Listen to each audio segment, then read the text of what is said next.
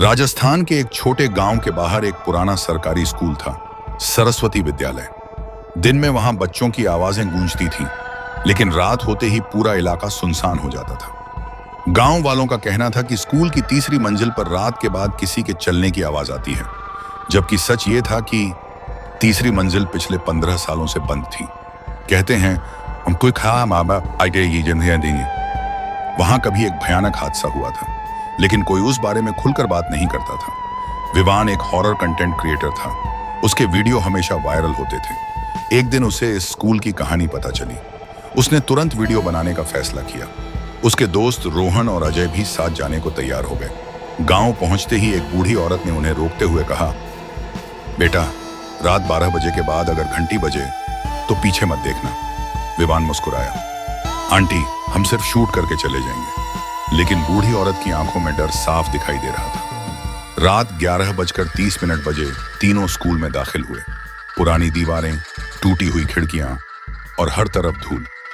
Camera recording चालू थी। अचानक अजय रुक गया। तुम लोगों को बच्चों के हंसने की आवाज सुनाई दी। बाकी दोनों चुप हो गए। कुछ सेकंड बाद फिर वही आवाज आई, धीमी, अजीब और बहुत पास। लेकिन पूरा स्कूल खाली था। स्कूल की तीसरी मंजिल की सीढ़ियों पर लोहे की जंजीर लगी हुई थी। उस पर बड़ा सा लिखा था, ऊपर जाना मना है। रोहन बोला, भाई, यहीं कुछ गड़बड़ है। विवान ने कैमरे की तरफ देखकर कहा, दोस्तों, अब हम उस मंजिल पर जा रहे हैं जहां पिछले 15 साल से कोई नहीं गया। उसने जंजीर तोड़ी। जैसे ही दरवाजा खुला, ऊपर से बर्फ जैसी ठंडी हवा नीचे आई और उसी पल स्कूल की सारी लाइट्स बंद हो गईं। तीसरी मंजिल पूरी अंधेरी थी। दीवारों पर बच्चों के पुराने चित्र बने थे, लेकिन सबसे डरावनी बात यह थी कि हर चित्र में बच्चों के चेहरे खरोंच दिए गए थे। कॉरिडोर के आखिर में एक क्लासरूम था। कमरा नंबर 13। दरवाजा थोड़ा खुला हुआ था।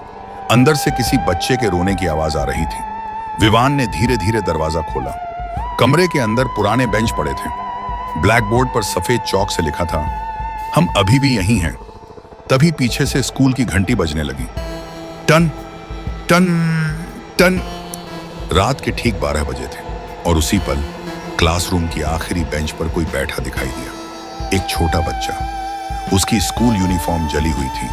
वो धीरे धीरे सिर उठाने लगा। उसका चेहरा पूरी तरह काला था और आंखें सफेद। रोहन डरते हुए बोला, ये क्या है? तभी कमरे की दीवारों पर अचानक जलने के निशान दिखाई देने लगे। विवान के कैमरे में अजीब तस्वीरें रिकॉर्ड होने लगी। वीडियो में दिख रहा था, 15 साल पहले स्कूल में आग लगी थी। तीसरी मंजिल पर कई बच्चे फंस गए थे, लेकिन स्कूल प्रशासन ने सच छुपा दिया। कह दिया गया कि कोई हादसा हुआ ही नहीं और तब से उन बच्चों की आत्माएं वहीं फंसी हुई थीं। अचानक कमरे के सारे बेंच अपने आप हिलने लगे। दीवारों से बच्चों के रोने की आवाज आने लगी। फिर धीरे धीरे हर बेंच पर बच्चे दिखाई देने लगे। जले हुए चेहरे, टूटी गर्दनें, खाली आंखें, सब एक साथ विवान को देख रहे थे। फिर सभी बच्चों ने एक साथ कहा, हमारे साथ खेलोगे? अजय चीख पड़ा। तीनों भागने लगे, लेकिन कॉरिडोर अब पहले जैसा नहीं था। वो लगातार लंबा होता जा रहा था। सीढ़ियां गायब थीं और पीछे दर्जनों बच्चों के कदमों की आवाज तेज होती जा रही थी। भागते भागते विवान का कैमरा गिर गया। कैमरा फर्श पर पड़ा रिकॉर्ड करता रहा। वीडियो में दिखाई दिया, तीनों दोस्त कॉरिडोर के आखिर में फंसे हुए थे और धीरे धीरे अंधेरे से दर्जनों बच्चे बाहर आ रहे थे। उनके चेहरे जैसे जले हुए थे। सब मुस्कुरा रहे थे।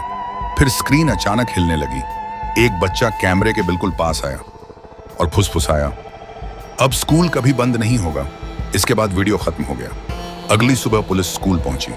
अंदर कोई नहीं मिला, सिर्फ टूटा हुआ कैमरा मिला। लेकिन सबसे डरावनी बात यह थी, कैमरे की आखिरी फोटो में विवान और उसके दोस्त क्लासरूम में बच्चों के बीच बैठे मुस्कुरा रहे थे, जबकि उनकी आंखें पूरी सफेद थीं।